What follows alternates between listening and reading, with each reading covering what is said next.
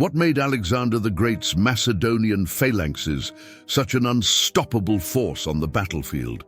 This question has fascinated historians, strategists, and enthusiasts of the ancient world for centuries. Picture a vast battlefield, thousands of soldiers in formation, shields clashing, and shouts reverberating through the air.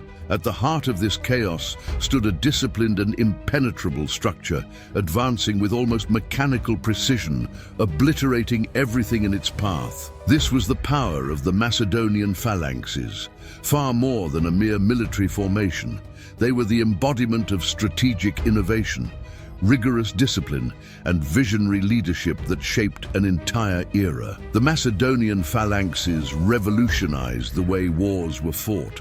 Their long spears, known as sarissas, created an almost impenetrable barrier, while the soldiers operated as a cohesive unit, each individual a cog within a greater machine. But what truly set these formations apart was the unique combination of technology, exhaustive training, and inspiring leadership. It wasn't just about equipment or brute strength. It represented a fundamentally new way of approaching warfare. Alexander the Great not only inherited this system from his father, Philip II, but elevated it to unprecedented heights, using it to conquer vast territories and face armies far superior in number. It's easy to view the phalanxes as purely technical achievements, yet they also stood as a testament to the ingenuity of human innovation. In a time when the survival of a kingdom hinged on military strength, the Macedonians proved that victory did not stem solely from the number of soldiers or their courage on the battlefield, but from the ability to innovate, adapt, and lead. Under Alexander's command, the phalanxes became more than just a combat tool.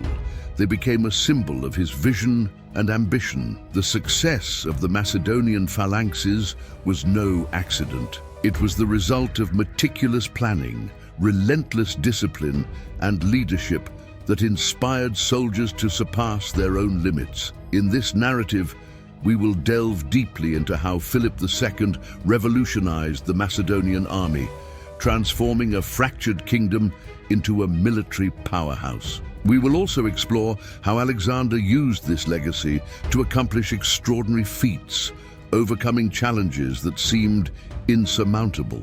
Alexander's phalanxes, however, were not merely military formations. They were the materialization of a greater idea. They represented the power of innovation, unity, and strategic leadership. And, much like on the battlefield, these ideas continue to resonate in various aspects of modern life. As we progress through this journey, we will uncover not only how these formations operated, but also why they became so legendary, echoing through the centuries as an enduring example of what can be achieved when skill, discipline, and vision converge. Before the reign of Philip II, Macedonia was a kingdom on the fringes of greatness. Surrounded by enemies, with vulnerable borders and a fragmented political structure, its very existence was constantly at risk.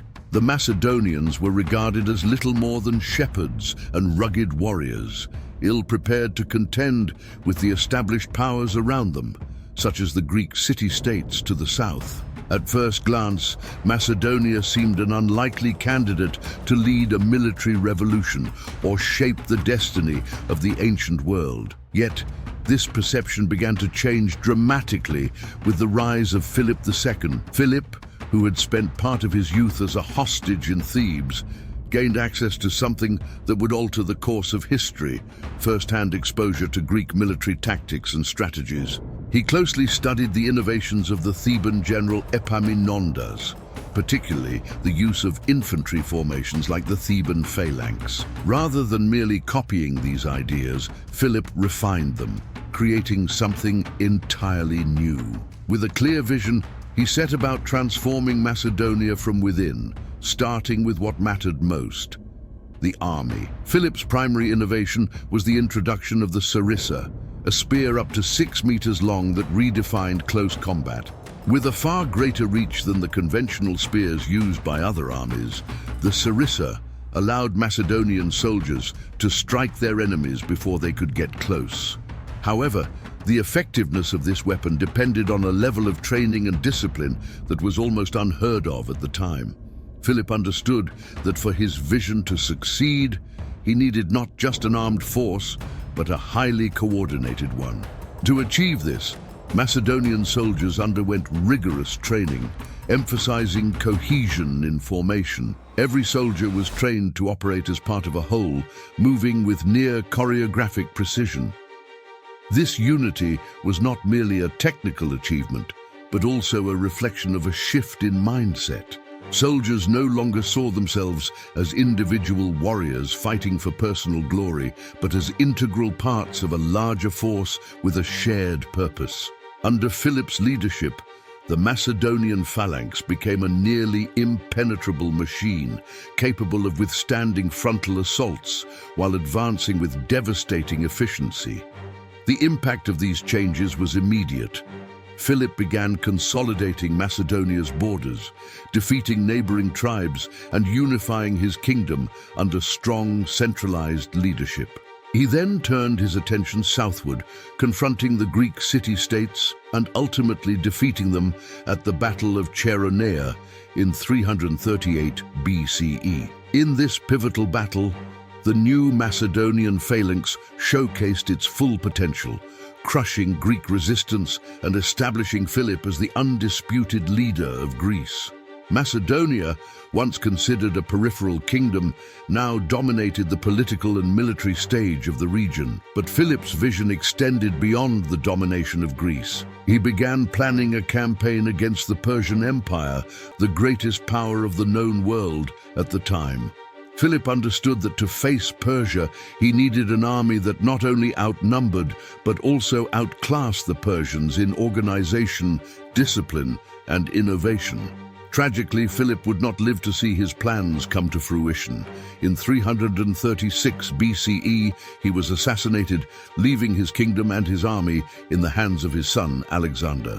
When Alexander ascended the throne, he inherited not only the most powerful kingdom in Greece, but also an army unlike any other in the world. This army, shaped by Philip's vision, would become the instrument with which Alexander would transform the world. The foundation of Alexander's greatness was built upon the groundwork laid by his father, and the Macedonian Phalanx was the cornerstone of that foundation.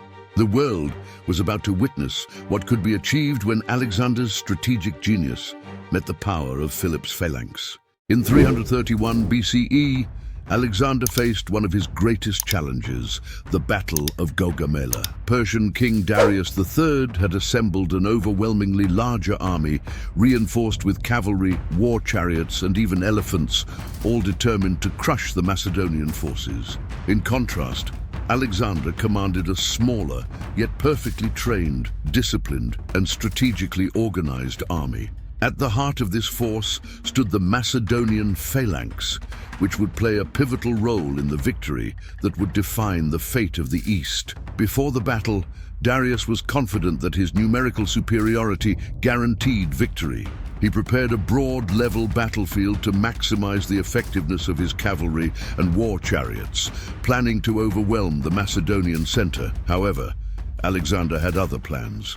He deployed his troops in a formation that capitalized on the strengths of each unit. At the center, the Macedonian phalanxes were positioned to absorb the initial Persian assault. On the flanks, his cavalry awaited the precise moment to strike at the enemy's sides, a masterful execution of Alexander's famed hammer and anvil tactic. As the battle commenced, the Persians launched their initial assault. The Macedonian center, formed by the phalanxes, held firm, withstanding the impact of the enemy's charges with extraordinary discipline. The sarissas created a deadly barrier, preventing the Persians from breaking through the formation. Even under intense pressure, the soldiers maintained their cohesion, moving as a unified body, repelling attacks while advancing slowly and methodically. Meanwhile, Alexander personally led the cavalry on the right flank, drawing the enemy's attention and stretching the Persian lines. This seemingly risky maneuver had a clear objective: to create a gap in the Persian center. By the time Darius recognized the strategy, it was too late. With impeccable timing, Alexander ordered a coordinated advance of his cavalry and phalanxes for the decisive blow. The phalanx, with its relentless strength, broke through the Persian center, while the Macedonian cavalry delivered devastating strikes to the flanks. Darius, witnessing the collapse of his army, fled the battlefield, abandoning his troops to the mercy of the Macedonians. The Battle of Gaugamela was not just a tactical victory, it was proof that the Macedonian Phalanx, combined with Alexander's leadership, was an unmatched force. This triumph paved the way for the conquest of the Persian Empire and cemented Alexander's reputation as one of history's greatest strategists. Yet Gaugamela was only one example of the phalanx's effectiveness. In battles like Issus and the Granicus, the phalanx demonstrated its versatility, performing with deadly efficiency across varied terrains and conditions. Its success lay in the fusion of technology, discipline, and adaptability. The sarissa, with its unparalleled reach, made it nearly impossible for enemies to engage without suffering heavy losses. More importantly, the rigorous training of the soldiers ensured that the formation could move and react as a single unit, even amid the chaos of battle. The phalanx's success also relied on its integration with other units. Alexander understood that the strength of the phalanx was maximized when combined with the mobility of the cavalry and the flexibility of auxiliary troops. This approach allowed him to face larger and more diverse armies, exploiting their weaknesses with surgical precision. The phalanxes were not only effective on the battlefield, they represented a paradigm shift in the art of war. They demonstrated that discipline, innovation, and leadership could triumph over sheer numbers and brute force. Every battle in which they were employed was not merely a display of military power, but also a lesson in strategy and coordination. The success of the Macedonian phalanxes was no accident or the result of any single factor. It emerged from a carefully orchestrated combination of elements. Among these, three pillars stood out: technological innovation, disciplined training, and inspirational leadership. These aspects not only secured victories on the battlefield, but also laid the foundation for the creation of an empire that would shape the ancient world. Technological innovation, embodied by the sarissa, was the first step in this transformation. Measuring up to 6 meters in length, the sarissa far outclassed the conventional spears used by other armies of the time. This extended reach allowed Macedonian soldiers to strike their enemies before being within the range of opposing weapons. On the battlefield, this advantage was devastating. The front ranks of the phalanx presented an almost impenetrable wall of spear points, while the rear ranks, protected by the compact formation, stood ready to replace any fallen soldiers without breaking the advance. However, despite its battlefield impact, the sarissa alone was not enough. Its effectiveness relied on something even more critical: discipline. The training of Macedonian soldiers was exhaustive and rigorous. Philip II understood that for his troops to function as a cohesive unit, each soldier needed to be more than a skilled warrior. They needed to be an integral part of a larger mechanism. This training extended beyond physical preparation, instilling the mental fortitude required to endure the pressures of combat and maintain formation even under relentless attack. The result was a force that moved with near-mechanical precision, able to withstand chaos and execute complex maneuvers without hesitation. This discipline was tested countless times, such as at Gaugamela, where the phalanxes faced not only the Persian heavy cavalry, but also the novel threat of war chariots armed with scything blades. While many armies might have panicked in the face of such an assault, the phalanxes held their ground, deflecting or absorbing the attacks without losing cohesion. This adaptability became a hallmark of Macedonian training, and one of the reasons why the phalanxes proved so effective against larger and more diverse forces. Yet even with advanced technology and rigorous training, the third pillar of success was leadership. Alexander the Great was more than a commander. He was an inspirational leader who understood the hearts of his soldiers. Unlike many generals of his time, who led from a safe distance, Alexander often fought alongside his men, sharing their dangers and demonstrating unwavering courage. This created a profound bond between him and his troops, fostering a loyalty that defied reason and drove his soldiers to achieve the impossible. Alexander's leadership extended beyond the battlefield. He was also a visionary strategist who recognized the importance of integrating different cultures within his empire. He encouraged his men to respect and adopt elements of the societies they conquered, forging an empire that was not only vast in territory, but also rich in diversity of ideas and traditions. This long-term vision ensured that Alexander's conquests were not merely fleeting achievements, but left a lasting impact on the world. These three pillars, innovation, discipline, and leadership, made the Macedonian phalanxes not just a formidable military force, but also a symbol of what is possible when strategy meets flawless execution. The combination of advanced technology, relentless training, and inspirational leadership shaped one of the most extraordinary eras in human history, leaving a legacy that continues to be studied and admired to this day. Alexander the Great's Macedonian phalanxes were more than just a tool for conquest. They symbolized a transformation in the concept of warfare and humanity's approach to conflict. Their impact endured far beyond Alexander's time, shaping generations of leaders, military thinkers, and strategists. When we look back at history, the legacy of this revolutionary war machine is impossible to overlook. After Alexander's death in 323 BCE, his vast empire was divided among his generals, the Diadochi, who continued to use the phalanxes as the backbone of their armies. Though the formations evolved over the centuries, the principles of coordination, discipline, and the strategic use of forces remained a model for future armies. Even the Romans, who eventually defeated the successors of the Macedonian Empire, studied and learned from Alexander's tactics and the phalanx, incorporating elements of it into their own legions. The impact of the phalanxes extended beyond the battlefield.